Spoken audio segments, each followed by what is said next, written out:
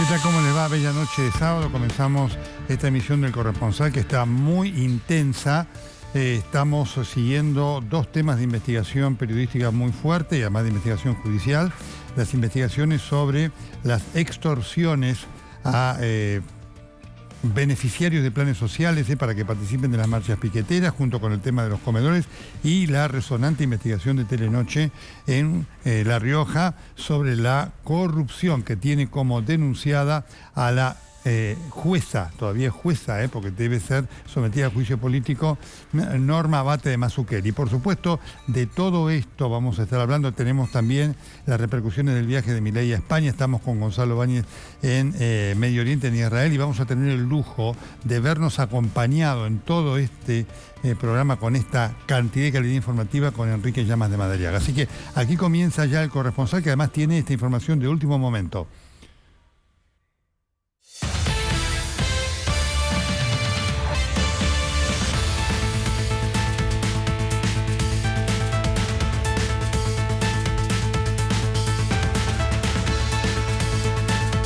Está Bruno Giacono.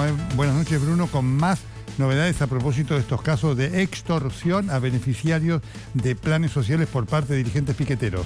Así es, buenas noches, Nelson, ¿cómo estás? A ver, en el marco de esta causa, el juez federal Sebastián Casanelo dictó el secreto de sumario, una medida dispuesta por el magistrado que lo que tiende es a evitar que se produzcan filtraciones en el marco de este expediente. Y además el juez emitió una orden de allanamiento que, por supuesto, desconocemos a quién y a dónde, teniendo en cuenta que existe secreto de sumario a partir de ahora en este expediente. Recordemos que el día lunes se produjeron 27 allanamientos en los que se secuestraron distintos documentos, archivos digitales, computadoras y teléfonos. Bueno, el juez quiere evitar que se filtre información respecto del análisis de todos esos elementos secuestrados. Es por eso que en el día de ayer emitió esta nueva resolución y a partir de ahora la causa entra en secreto de sumario. Bruno, esto significa que efectivamente las evidencias se hacen cada vez más contundentes en cuanto a la dimensión de esta denuncia. Así es. En un rato, Nelson, te voy a contar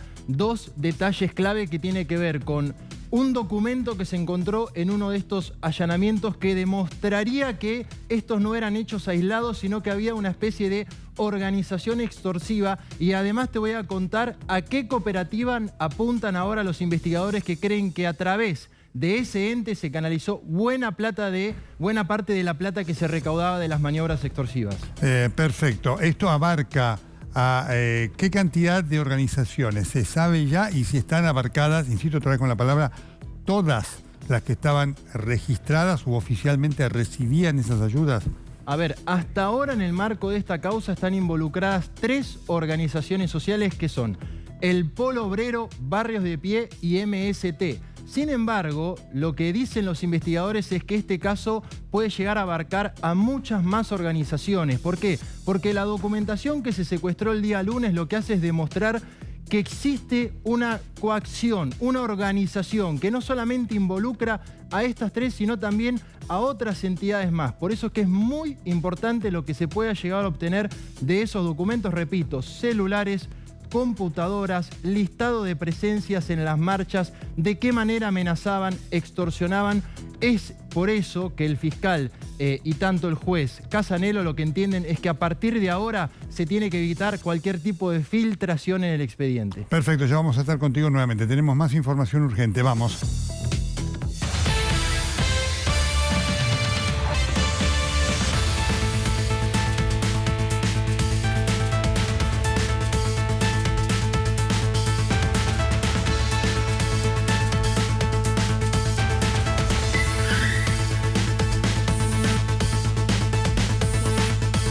Esto tiene que ver con la resonante investigación del equipo de TN que encabeza Fausto Jaime, con el trabajo de Josefina López Mackenzie y Tomás Vidal Adano, la jueza en La Rioja denunciada por corrupción. ¿Qué tal, Josefina? ¿Cómo estás? Buenas noches, Nelson. ¿Cómo estás? Muy bien. ¿Y vos? Bien. ¿Hay novedades? Hay novedades. Bueno, después de 48 horas muy fuertes en La Rioja, donde pasó de todo, la situación hoy de la jueza más rápida del oeste, como la bautizó Telenoche Investiga, es que está imputada en una causa por exacciones ilegales, por concusión, Y por otro lado, está en las puertas de un juicio político.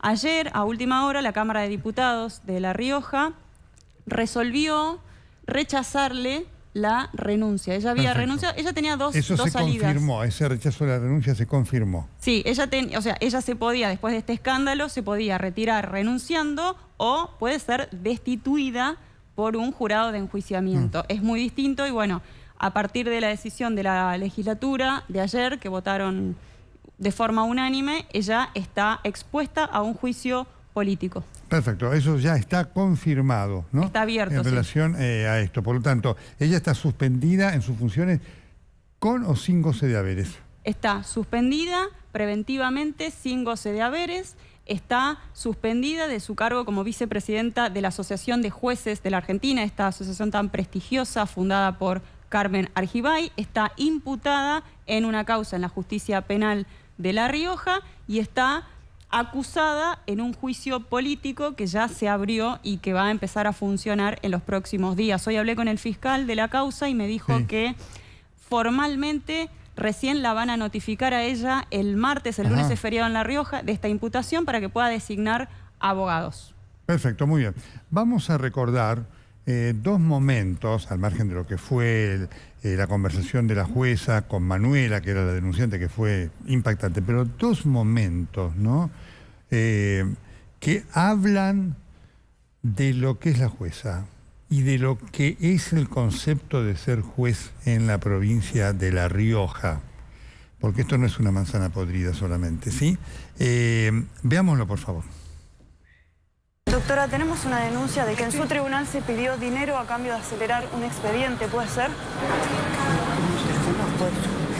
Doctora, la denuncia es contra usted. Muy bien. Esta mujer es jueza de la Nación. Imparte justicia desde 1995. Se llama Norma Abate de Masuccelli y está al frente de la Cámara Cuarta en lo Civil y Comercial de la ciudad de La Rioja. Según sus propias palabras, su sueldo es de miseria. Nosotros no pagamos sueldo de mierda, no llegamos a 1 millón de pesos. Pero la magistrada se las rebusca para aumentar sus ingresos. ¿Quieren saber cuánto pidió esta jueza para agilizar el trámite de una herencia? Me dijo que ella lo conocía a mi tío, al causante de la sucesión, y que iba a hacer como una excepción, un favor por conocerlo y que me iba a ayudar para sacarlo rápidamente. Yo acá estoy haciendo un trabajo que no es el mío. Sí, ya lo sé, ya lo sé. Lo hago porque me da pena esto, porque me duele. Sí, ya lo sé. No importa un carajo. En un momento de la conversación, ella toma una libreta y anota un número en la libreta. 8. Y lo bajo H. Dame. La verdad que no me entiendo. ¿Cómo es 8? Entonces yo le dije, ¿8 millones me va a cobrar usted? Yo no le puedo pagar eso. Tachó el 8 y abajo escribió un 5. Le digo, pero 5 millones, usted sabe que yo estoy con muchísimas deudas. Pero si vos no querés o no podés, no lo hagas. Porque esto no se hace por obligación. Se hace por responsabilidad. Si vos no podés, no hagas. No hagas. Es simple. Aquí nadie te va a poner un revólver en el pecho. ¿Usted se considera una jueza decente, Norma? Sí, desde que nací. Yo no les tengo miedo a ustedes, ¿eh?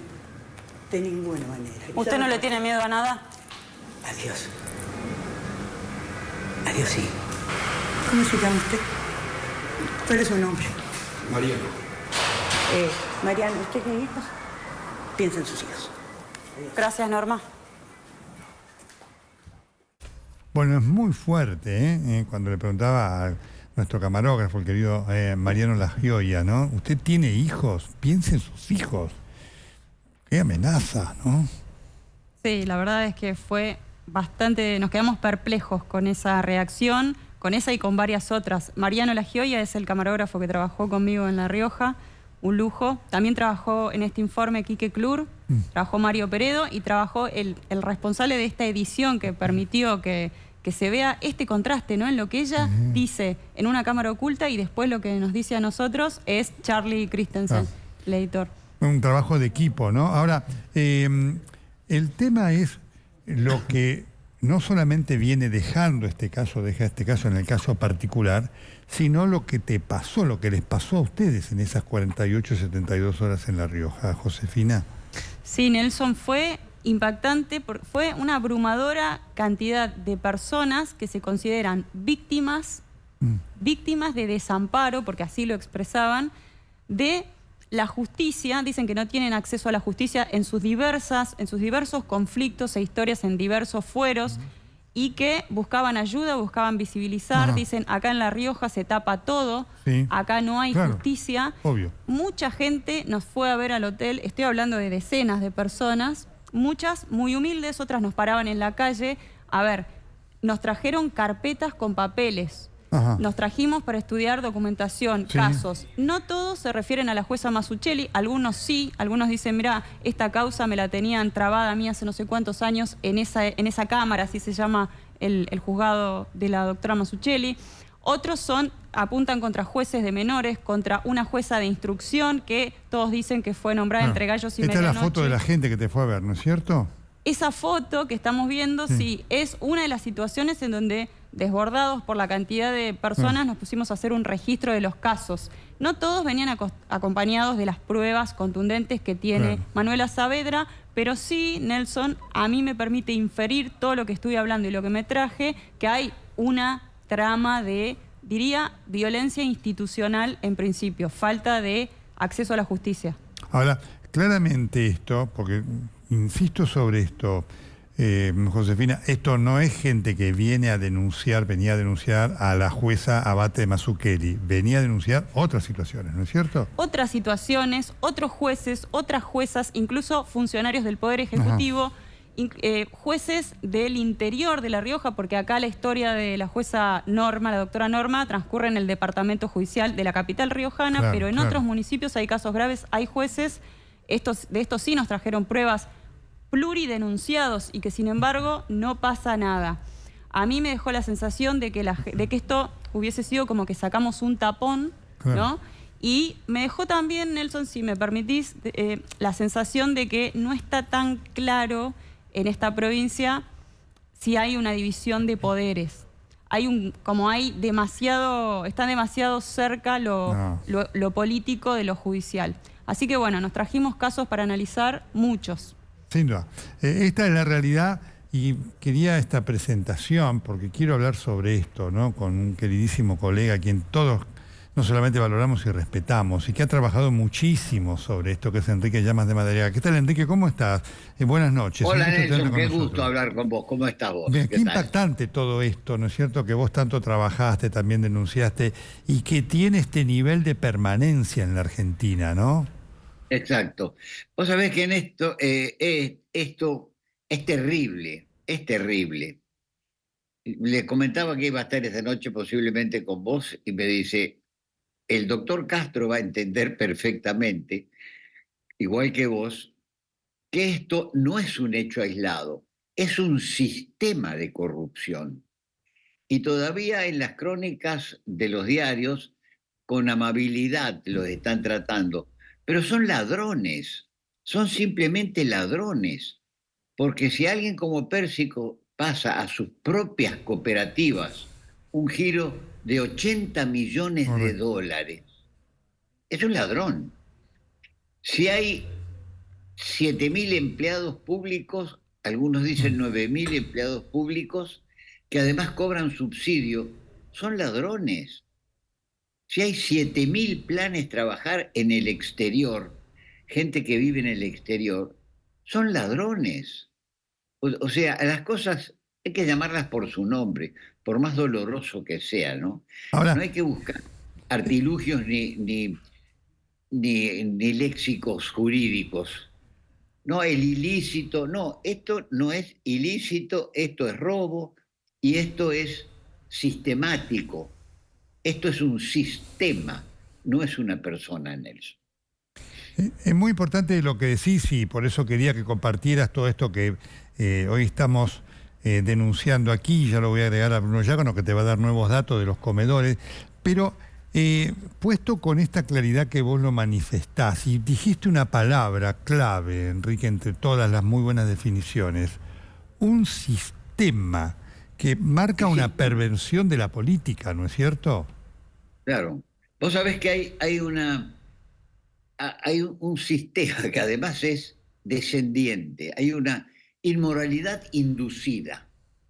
¿Qué es inmoralidad inducida? Que si el presidente roba 100 millones, el vice dice, ¿y por qué yo no voy a robar 50? Y el ministro dice, ¿y dónde están mis 30? Y el subsecretario dice, ¿y yo 10? Y así el director de obras hasta que llegás, por ejemplo, al obrero de vías y obras, y dice, con lo que roba el capataz, ¿por qué no me voy a llevar yo 3 litros de querosén por día? Esta es la inmoralidad inducida que se está viviendo lamentablemente en el país. Que viene de arriba para abajo. No tenés un ejemplo. Ya no hay más Belgrano, ¿no? No hay más Belgrano que tienen que hacerle la lápida con la tapa de mármol de su mesa de luz, que le tiene que pagar al médico con el reloj. Eso ya no existe más. Además, este tema, la indignación que todos tenemos, me imagino, con el tema de los pagos estos que se hacen de las jubilaciones. Jubilaciones de 8, 10, 15 millones de pesos. Esto es absolutamente inmoral. También, más que inmoral, digamos, son ladrones, es robo. Impactante. Bruno, tenés más datos hoy para compartir aquí en la mesa y también, Josefina, quiero que te dé algún dato más sobre todo este tema de la corrupción, donde entra lo judicial, la explotación de los pobres, esto que decía Enrique, ¿no? La corrupción inducida. Dale, Bruno, por favor. Sí, Nelson, porque a ver, hasta ahora lo que hizo la justicia fue recabar mucha prueba para de alguna manera demostrar que existían extorsiones contra los beneficiarios sociales. Ahora bien, ¿qué es lo que quiere demostrar la justicia a partir de ahora? Es encontrar a dónde está la plata que se generó a través de esas extorsiones, a través de esos aprietes, de esas amenazas. ¿A qué me refiero con la plata? Recordemos que se les pedía un porcentaje de lo que cobraban a los beneficiarios sociales. Algunos aportaban entre 3.000 y 5.000 pesos mensuales. Estamos hablando de una caja millonaria. Por otro lado, también se está comprobando la venta de alimentos que enviaba Nación a los comedores. Muchos de esos famosos bolsones de comida se vendían. Ahí hay otra caja también. A ver esta imagen importante que estás mostrando que es, Bruno, exacto. Vamos y a ahora, detallarla. ¿Sí? Ahora la justicia lo que cree es que buena parte de esos fondos se canalizaban a través de cooperativas. Ese es el documento que forma parte del dictamen que hizo el fiscal Policita, en donde el fiscal lo que dice es: dichos elementos sugieren que las actividades de los imputados, es decir, de los dirigentes piqueteros, se orientaron también a canalizar los fondos ilícitos provenientes de las extorsiones a través de cooperativas. Y hay en particular una cooperativa que está vinculada al polo obrero que está en la mira de la justicia, es la Cooperativa de Trabajo Limitada. Es una cooperativa que está vinculada al polo obrero porque 3 imputados de la causa, que son 3 dirigentes del polo obrero, tienen y cumplen funciones directamente en esa cooperativa. Estoy hablando de Cantero, el número 2 del polo obrero, que también integra la mesa nacional de esa organización, es el número 2 de Beliboni. Estoy hablando de Elizabeth Carmen Palma, que es síndica y vocal de esta cooperativa. Y por último, de María Isabel Dotti, recuerden ustedes, la dirigente del polo obrero, a la que le secuestraron $54.000 en su casa. Ella dijo que era una herencia familiar. Ahora la justicia va a tener que comprobar si eso efectivamente es así. ¿Por qué la justicia cree que se canalizaron millones de pesos a través de esa cooperativa? Porque en la causa hay una escucha judicial clave, importante.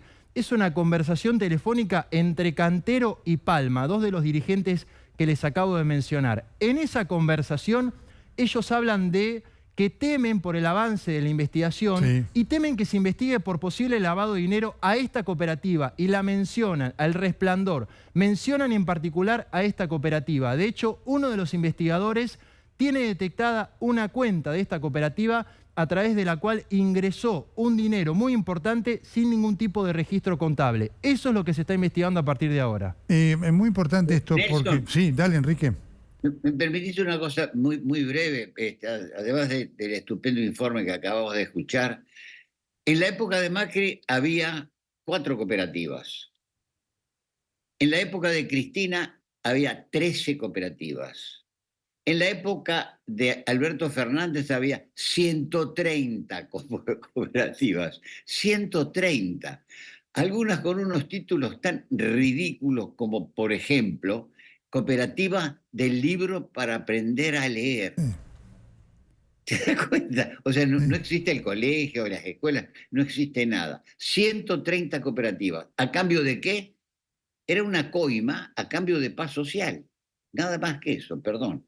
No, es muy bueno el aporte porque además, y por eso te queríamos tener esta noche, Enrique, porque la última vez que hablamos contigo, yo me acuerdo muy bien, habíamos hablado del tema de la corrupción y un tema que vos mencionaste fue, dijiste, mira Nelson, hay que prestar mucha atención, casi textual lo dijiste, ¿no? A qué pasa con la justicia si cambia el gobierno. Dijiste, si no cambia el gobierno, no habrá cambio en la justicia.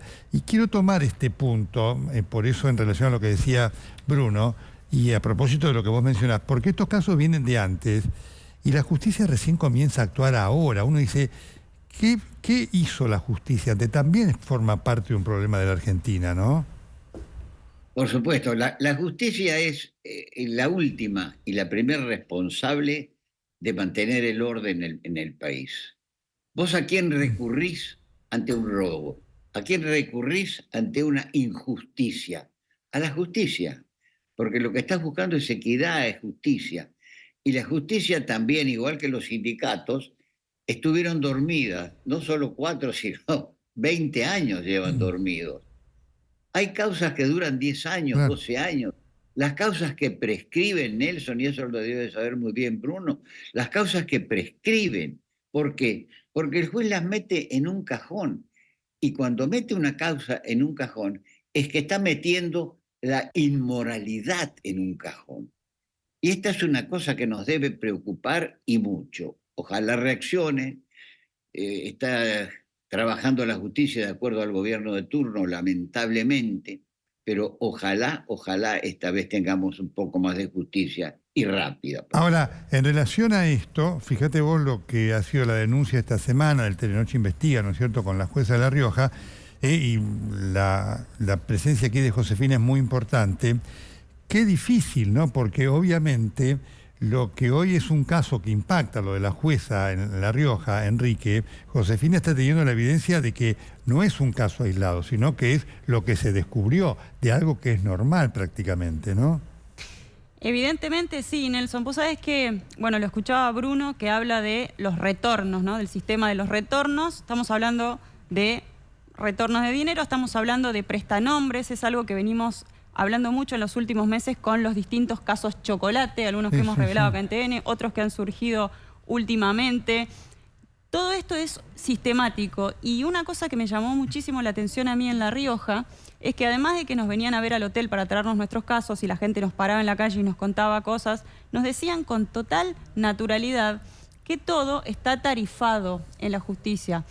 Todo está tarifado. Necesitas que salga un expediente, sale tanto. Necesitas que lograr que un deudor alimentario se ponga a derecho, sale tanto. Todo cash y con una naturalidad, te lo decía la gente, y es lo mismo que en definitiva se ve en una parte de la cámara oculta que presentamos en Telenoche, cuando la propia jueza, que esto es absolutamente impresionante, la propia jueza no solo hace una propuesta indecente, ella misma la cotiza y la regatea, porque en un momento le dice son 8 millones y después se la rebaja a 5. No solo eso, sino que después con total impunidad va en persona al negocio de la denunciante de esta historia a decirle, bueno, yo ya saqué tu trámite, ahora venía a cumplirme. Manda gente, o sea, es una impunidad total. Pero estamos hablando de que todo está tarifado, todo, sea en piqueteros, sea en la policía bonaerense, sea en la justicia riojana. Ahora, es muy impactante esto porque vuelvo a tu palabra que utilizaste con tanta propiedad, Enrique, el sistema, qué desafío para el ciudadano, ¿no? Que explica algunas de las cosas que después ocurren, ¿no? Exacto. Y además la jueza, que muy bien hablaba, él le contaba lo de la jueza, vos date cuenta el nivel, ya es una ratera, más que una cosa, pero es una ratera. Porque si vos haces números, pedía una coima de $5.000. Bajó a $5.000 su coima. Esto es terrible. Y con el caso de ella, yo me acuerdo siempre una vieja historia que me contaban en el campo, cuando un peón dijo, hay un ratón. Y el capataz le dijo, no, no hay un ratón. Hay tantos ratones que hasta se ven. Y es lo que está pasando con el tema de la corrupción aquí en el país. Nos está involucrando a todos, porque nos está haciendo perder fe, nos está haciendo perder esperanza. Los chicos que van a trabajar, a estudiar con ahínco, con fuerza, dicen, ¿para qué? Si mañana viene un dirigente, Grabois, y maneja, por ejemplo, $264 millones. ¿Cómo ese chico va a tener incentivos Claro. para buscar un país mejor? Ahora, Enrique, por supuesto esto genera una pregunta para hacerse, ¿no? De acá adelante. Primero es cómo llegamos a esto, ¿no? Yo creo que es por lo que te decía antes, Nelson, esto es un poco por la inmoralidad inducida, porque cada vez van Interesante. robando más y cada vez se roba más arriba y cada vez se roba más fuerte. La señora Carrió una vez me dijo, mira Enrique, te doy una primicia y lo podés contar. Hice una denuncia que se han robado $5.000 millones en el gobierno kirchnerista. Le dije, pero Lilita, ¿no se te va las manos $5.000 millones? Me dijo, no, no se me va la mano. Fueron más. Después de eso hablé con algunos economistas y me dijeron, decile que se quedó corta, porque están robando hace 20 años. No es de hoy. Hace 20 años que están robando. Estoy autorizado a contarlo, por eso te lo cuento, Nelson. Sí. Comiendo hace unos días con el ex ministro de Defensa, Jaunarena, me dijo, yo estuve presente en una reunión cuando Kirchner acepta ser presidente. Entonces preguntó, ¿cuánto se llevó Duhalde? ¿Te das cuenta que estaba buscando saber Qué hasta cuándo bárbaro, un qué presidente? bárbaro esto, qué bárbaro lo que acabas de contar. Horacio Jaunarena, ministro de... Y yo le dije, Horacio, es muy grave esto. Le puedo contar si yo fui testigo, y había más testigos de esto. Bueno, a esto nos ha llevado al país que tenemos hoy, lamentablemente. Ahora, en este contexto, por supuesto, y esto no es para ninguna vanagloria de nadie, ¿no? Radica aquí la importancia del periodismo, ¿no? Digamos, el periodismo honesto como un instrumento que hoy tiene la sociedad. Fíjate esto que le estaba pasando a Josefina, ¿no? Que el equipo de Telenoche empieza a recibir las visitas de la gente. Lo mismo a Bruno, ¿no? Y los chicos que vienen investigando, que empiezan a ser ellos los que reciben esas denuncias, ¿no? Qué responsabilidad y qué momento, ¿no? Claro, lo que contaba Sofía, le tienen más fe a una periodista y a un medio que a la justicia. Además, están desesperados y ya no saben ante quién denunciar. No saben ante quién decir, mira, estoy ahogándome, estoy con la espada y la pared, me estoy ahogando. No saben a quién hacerlo. Y esto te demuestra un poco el desconcierto de la gente y el temor de la gente. Y también marca la responsabilidad que debe tener el periodismo, porque el periodismo no es un house organ, no está para aplaudir al gobierno, de ninguna manera. Pero también el periodismo está para no perdonar o hacer lo posible por no pasar por alto ninguno de estos hechos ni de corrupción ni de inmoralidad. No, es muy importante esto y lo quiero recordar para aquel a lo mejor que no lo tiene presente. Enrique de Llamas de Madariaga tuvo que dejar el país acosado y absolutamente perseguido por el kirchnerismo. Por eso marco esto, y por eso le hacía esta reflexión, de lo que representa hoy el periodismo ante estos vacíos institucionales, ¿no? Que son un verdadero problema para los países, ¿eh? Y claro, Nelson, vos conocés bien la historia, de algún lado salió. El final de todo fue que en la Panamericana me balean el auto. Yo iba manejando y me balean el auto. Un balazo en el capó, otro pega en el en el vidrio, justo acá en la frente, Mira. y el caso lo tuvo, ¿te acordás del fiscal Lanuse? Bueno, tenía el caso y me dijo, Enrique, todos los datos que tengo es un Renault 12 de color caramelo y de ahí te dispararon. Y nada más. Dice, fíjate cómo actúa esta gente. Y ahí hablamos con mi mujer y me dijo, Enrique, ¿qué estamos haciendo? Porque ya no era solo que me perseguían, que me decían esto no se puede decir, esto está de más. Tenés que consultarme, me dijo el dueño de un canal.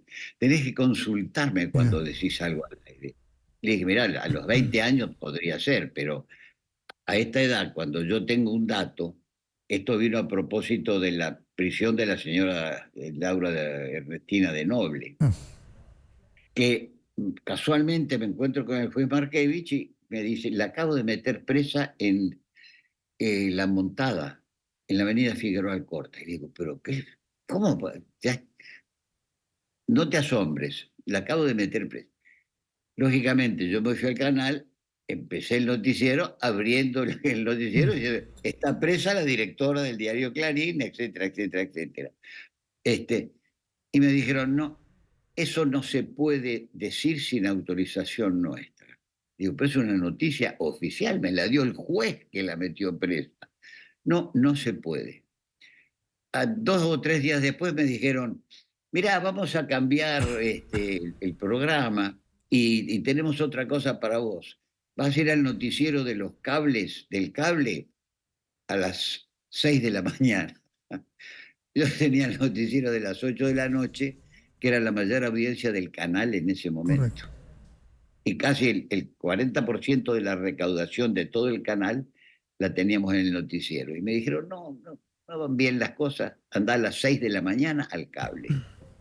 Después pasaron otros temas más, me pasó lo mismo en Radio Rivadavia, no tenía prácticamente dónde ir, y cuando me robaron la casa, yo Bueno. vivía a 20 metros o 30 metros de la garita presidencial, me la limpiaron, llegó la policía y le dije, mire, nos habían encerrado en un baño, y le dije, mire, pudimos salir en ese auto, era un Peugeot, y en esa camioneta Toyota estaba toda mi casa. Persíganlos que ahí está mi casa, estos son los que me robaron. Me dijeron, primero vamos a elaborar un acta. Digo, ¿cómo un acta? Yo vivo acá, esos son los que me robaron. No, primero el acta. Le dije, discúlpeme, me parece que está todo, perdón la expresión, Nelson, pero fue lo que le dije, lo que me brotó en ese momento. Perdónenme, pero ustedes están en la joda. Hasta luego, hagan lo que quieran y me voy. Y no se puede vivir así. No se puede. Tremendo, tremendo. Quiero que compartas con nosotros, tenés un audio, ¿no es cierto? Otro aporte documentario, Bruno, ¿sí? En relación a esta causa del pedido de dinero para los beneficiarios de planes sociales por parte de los dirigentes de las organizaciones piqueteras. Así es, Nelson. Bueno, lo que vamos a escuchar ahora es una de las tantas denuncias al 134. En este caso, de personas que forman parte del movimiento Evita y que denuncian todo tipo de extorsiones y aprietes. Si te parece, lo compartimos. ¿De seguridad? Hola, quería hacer una denuncia anónima. ¿De qué tipo? ¿Por el programa Potenciar Trabajo? Sí, ¿qué es lo que ocurre? A representantes del movimiento Evita. Bien, ¿qué ocurre? Mi marido, mira, está incapacitado de las piernas. Sí. Usa bastón, dice, él no puede caminar. Y el referente se llama Néstor Fabián Abeldaño, lo obliga a trabajar, lo obliga a ir a las marchas. Bueno, y hacer una pregunta. ¿El nombre de la organización? Movimiento Evita. ¿Fecha y lugar del corte o movilización que lo obligan a ir? ¿Qué piquete va a ser? El que está saliendo en la tele. Mañana, 20 del 2. Mañana, sí. ¿A qué hora? Esto queda sentado ya, que hay una amenaza además.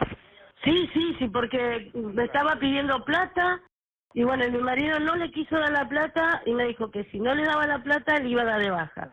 Y que nosotros íbamos a hacer el cambio de gestión. Me llamó y me dijo que iba a venir a hacer un quilombo acá en mi casa.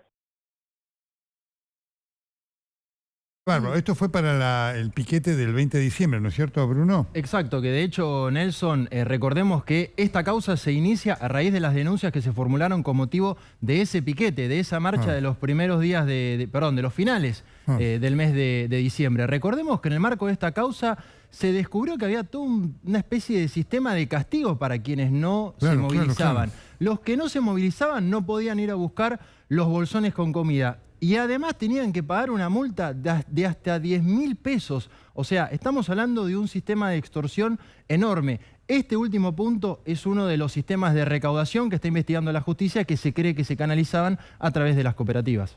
Impactante. ¿Te sorprende, Enrique? Bueno, sí, me sorprende, pero cada vez menos. Tiene muy buena información Bruno siempre, pero estos que el que no iba al piquete tenía que presentar un certificado médico. Esto lo sabe muy bien Bruno.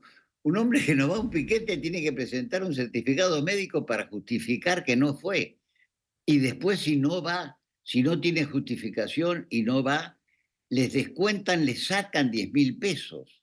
Esto es una extorsión de arriba a abajo absolutamente indignante. Yo sigo mucho las investigaciones que hace Bruno. Y a veces te volvés.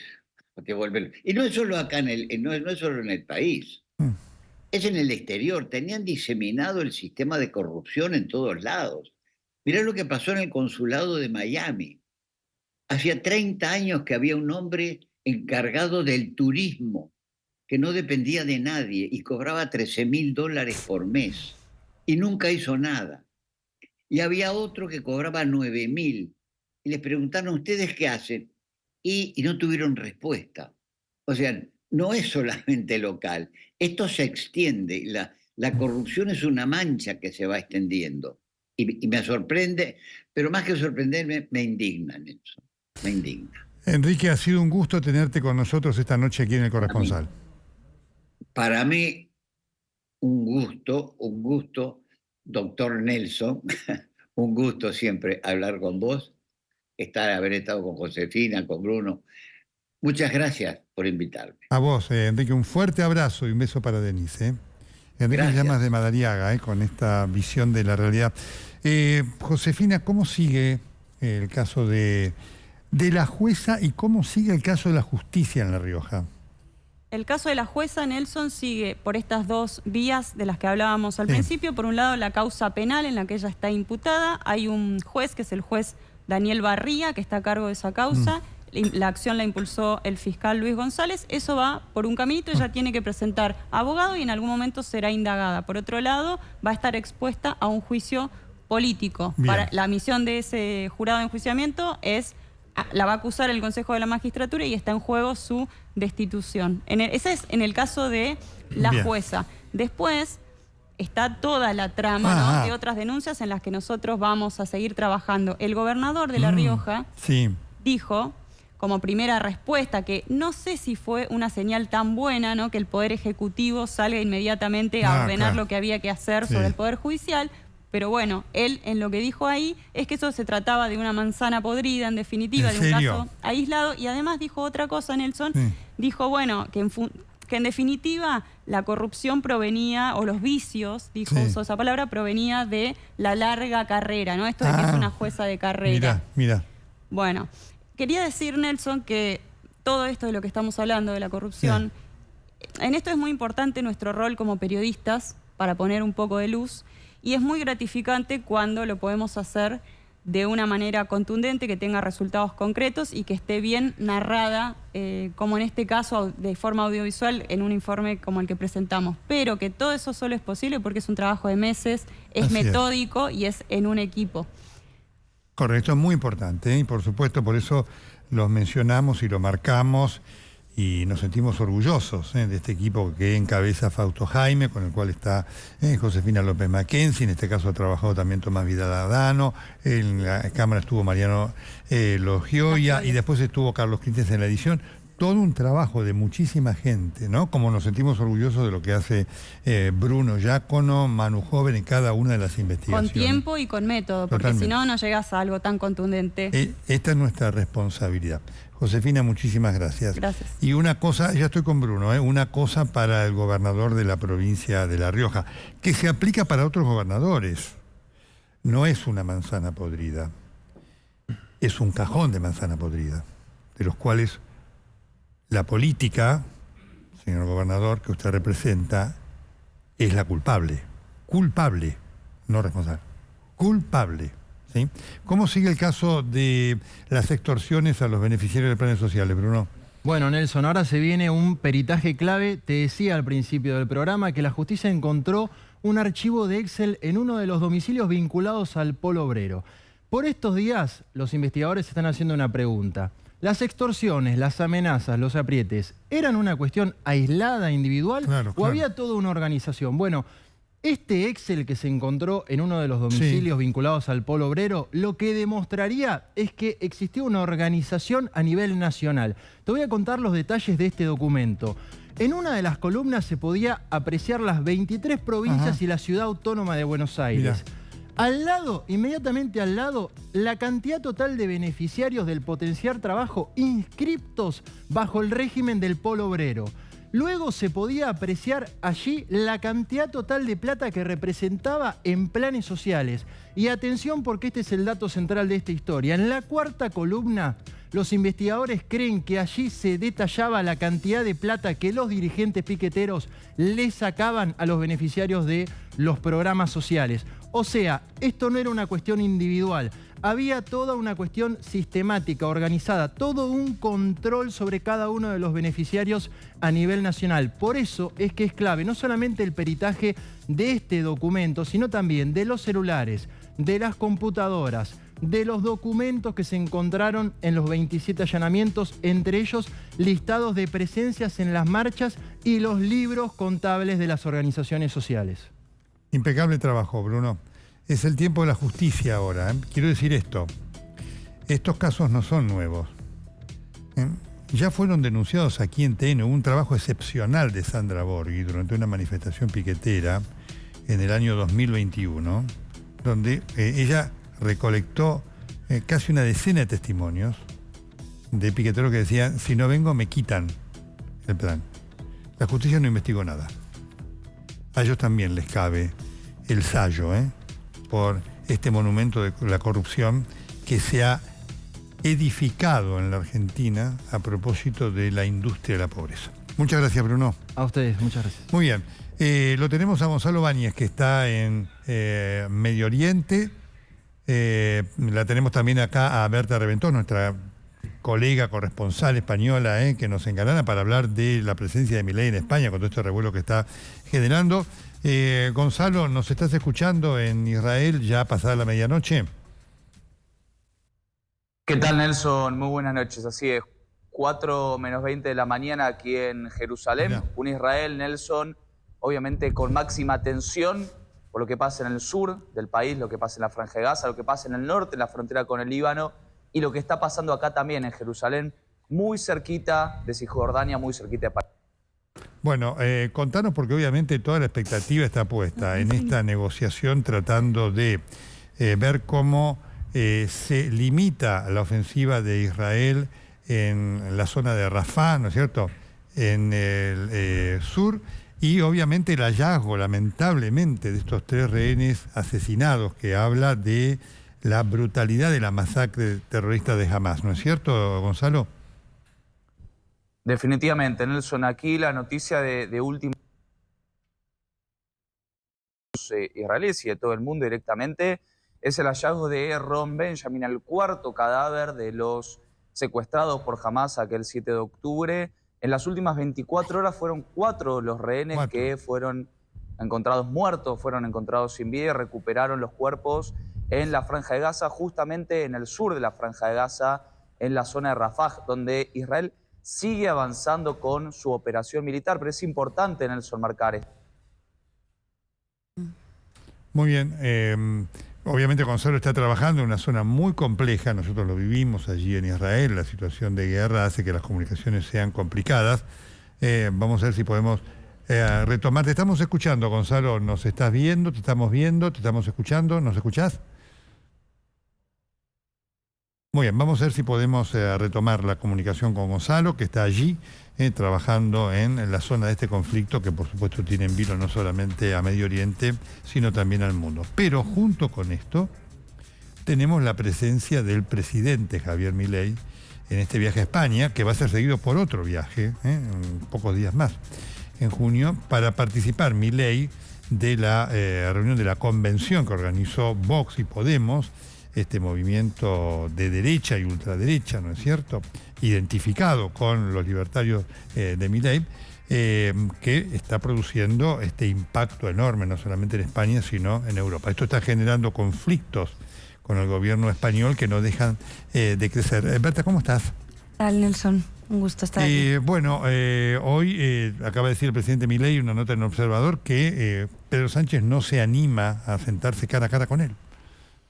Sí, es este creyendo de a ver cómo puede escalar más este conflicto. Milei dice que nunca se ha cruzado con él y que sí, en todo caso es Pedro Sánchez el que no se atreve a tener un cara a cara, pero es obvio que es inaudito que un presidente visite un país y no se reúna con el presidente o con el jefe de Estado, cosa que no va a suceder en este viaje oficial de Milei a España. ¿Sorprende en España esto?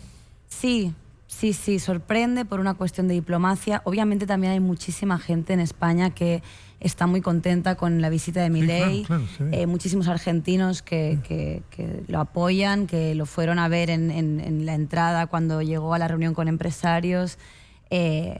También mucha gente que no está a favor y también lo manifestó. Sí. Entonces, pero sí, yo creo que a todo el mundo le sorprende que dos presidentes no se reúnan en un viaje público, oficial, digamos que no son unas vacaciones o un viaje privado, sino que es un viaje oficial y en el que lo que se espera es por lo menos pues una reunión, un intercambio cordial de palabras que no se va a dar. De lo que vos tengas como información, porque viene el próximo viaje del presidente para junio para recibir un premio, y ahí se estaba hablando de la posibilidad de un encuentro de Estado con Pedro Sánchez y o el rey de España. Digamos, por supuesto que si no se reunió con el Pedro Sánchez, no hay reunión con el rey de España. ¿Esto es posible o no? ¿Cómo están las cosas de lo que vos sabés en cuanto a lo que te cuentan tus colegas y tus contactos en España?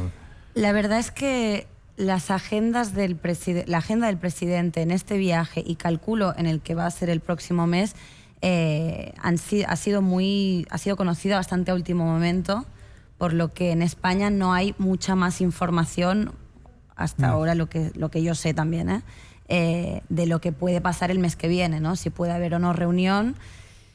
Otra vez estaremos a la expectativa de si finalmente se cierran estas reuniones, se concretan y hay un encuentro que, por una cuestión diplomática, es, digamos, de protocolo, no hay más. No hablamos de afinidad, porque está claro que Sánchez y Milei están a las antípodas ideológicas y es algo que ambos continuamente manifiestan.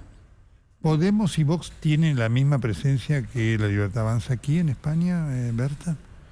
Podemos, el movimiento de Abascal tiene la misma presencia. Claro, el movimiento de Abascal, Vox, está gobernando ahora a nivel territorial, tiene cierto poder. Sí. Ese es un poder que tiene, cuando digo el mismo poder, tiene esa extensión de transversalidad que viene generando Milei hoy en todas las clases sociales y en todos los grupos etarios. Sí, el avance de Vox en España es un caso es un trabajo de hormiga, digamos. Vox hace años que aparece en la escena y poco a poco ha ido encontrando su lugar en diferentes gobiernos provinciales y locales. En muchos ayuntamientos gobierna Vox, sobre todo la mayoría de los casos en alianza con el PP, con el Partido Popular, la derecha tradicional clásica. Entonces sí hay un avance de la derecha, de la ultraderecha de Vox en España. Está claro, en Europa es la fuerza política que está creciendo en todos los países, en Italia, en Francia, en Hungría, en todas partes. Entonces España no debería o no está siendo una excepción. ¿Cuál es el real interés de los empresarios españoles, de lo que sepas, por fijar su atención en la Argentina en este momento? Bueno, yo creo que hay una obviedad del intercambio de los intereses de las relaciones bilaterales entre Argentina y España por una cuestión histórica, cultural y económica. Los intereses deben andar, yo no soy empresaria y no domino este mundo, pero entiendo que andan por una flexibilidad económica, una facilidad para invertir, una previsibilidad de la macroeconomía del país. También hay que recordar que en 2012 se estatizó YPF, correcto. cuando estaba pertenecía a Repsol. Entonces hay una cierta, no sé si llamarle trauma, pero hay un deseo de estar más presente en Argentina, de que pueda haber más reciprocidad y de que no ocurran cosas como la de YPF. ¿Cuál es la real presencia de Milei? Presencia, llegada a la gente, por supuesto la identificada con Vox y demás, ¿no es cierto? ¿En España es fuerte? ¿Es tan fuerte como se ve en estas reuniones? Yo creo que sí. Yo creo que Milei hoy en día en España, entre las personas que son afines a su ideología y a su pensamiento, tiene un gran impacto, un gran poder. Ya durante la campaña, yo recuerdo el año pasado cuando estábamos en campaña electoral, muchísima gente de España me escribía, Mirá. oye, ¿no? Como sorprendidos, interesados por lo que se está dando en Argentina. También recordemos que el trabajo de Milei y de su equipo en las redes sociales es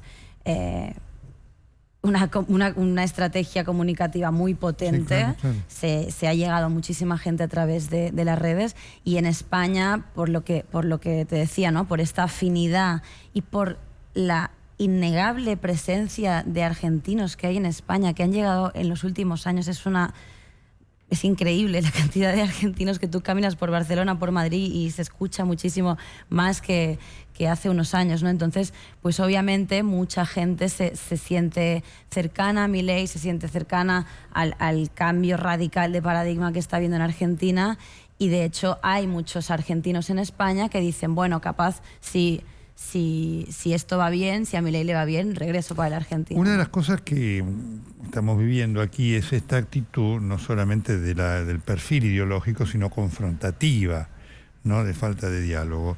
¿Lo de Vox es análogo desde ese punto de vista también de las formas? Como si es...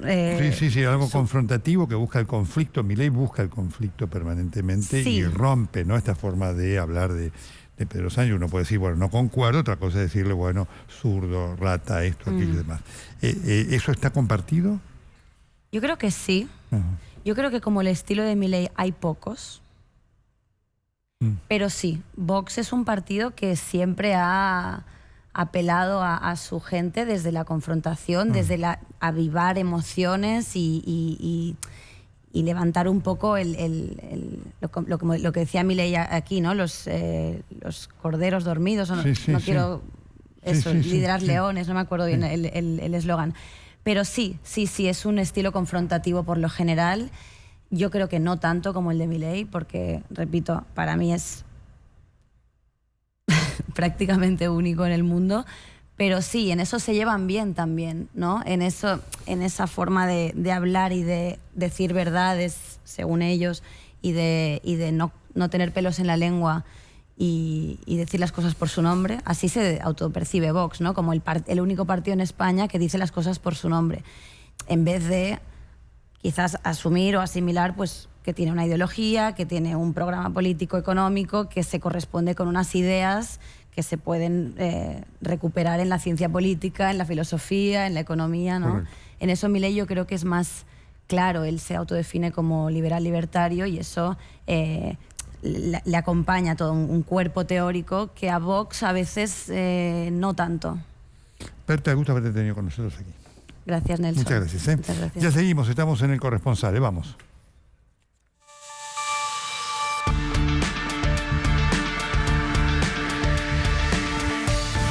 Bueno, muy bien, 4 de la mañana en Jerusalén. Está ahí Gonzalo Báñez, que nos estaba hablando de los hallazgos lamentablemente macabros de cuerpos de rehenes asesinados. Gonzalo, te escuchamos con esta actualización. ¿Qué tal, Nelson? Así es, disculpen la desprolijidad, pero bueno, en esta situación obviamente de guerra hay veces que las comunicaciones también fallan. La noticia de esta hora es el hallazgo del cuarto cadáver de uno de los rehenes que estaba en manos de Hamás en la Franja de Gaza, lo que da cuenta de la situación, ¿no?, que están viviendo los rehenes aquí, los rehenes israelíes, que también hay rehenes argentinos, lógicamente, mientras se mantiene, como les decía, la ofensiva de Israel sobre la Franja de Gaza, se mantiene sobre el sur, pero también sobre el norte, porque hay distintas células de Hamás que se han ido recomponiendo en el norte del enclave, lo que obviamente despierta la alarma máxima en todo Israel. Nelson, déjeme decirle, desde que llegué hoy por la mañana aquí a Israel, se percibe un clima de incertidumbre, un clima de enojo también con el propio gobierno israelí por no lograr la liberación de las personas que están como rehén y de no lograr un desenlace que en algún punto sirva para todos, ¿no? Y es el enojo que se transmite en las manifestaciones, masivas manifestaciones contra el gobierno de Benjamín Netanyahu en Tel Aviv, pero también en Jerusalén. Hoy me crucé con una gran manifestación durante la noche, una vez terminado el Shabbat, aquí en Jerusalén, una ciudad clave, porque significa obviamente, y usted ha estado aquí también, la comunión y el acuerdo también entre las distintas religiones, y en algún punto muchos dicen, bueno, aquí en algún punto de Jerusalén ha empezado este conflicto en términos religiosos. Así que en Israel, que la verdad está a esta hora mirando lo que pasa en el sur, mirando lo que pasa en el norte y mirando también lo que pasa en Cisjordania, porque hoy, hace un ratito nada más, las fuerzas de defensa israelí anunciaron que habían abatido a uno de los líderes de la Yihad Islámica, este grupo terrorista que opera en Cisjordania, que opera en Palestina, lo que eleva también la tensión, no solo en el sur, en la Franja de Gaza, sino también en esta región, aquí en Jerusalén, limítrofe justamente con Cisjordania. Perfecto, impecable como siempre, Gonzalo, y estaremos siguiendo durante toda la semana tu presencia y cobertura de lo que está pasando allí en ese lugar clave y caliente del mundo. Muchas gracias. Por favor, Nelson, un gran saludo y obviamente estaremos muy de cerca en estos días, estaremos en el sur, estaremos en el norte y recorriendo los puntos más calientes actualmente de esta Israel que sigue en guerra. Gonzalo Báñez, allí, en Medio Oriente. Hasta acá llegamos y por supuesto nos despedimos con la expectativa, la incertidumbre, la incógnita. ¿Qué pasará el 25 de mayo, el próximo sábado? ¿Habrá pacto de mayo? ¿No lo habrá? ¿Qué habrá? Lo vas a ver el próximo sábado a esta hora en El Corresponsal y en TN. Bella noche. Sigan en TN.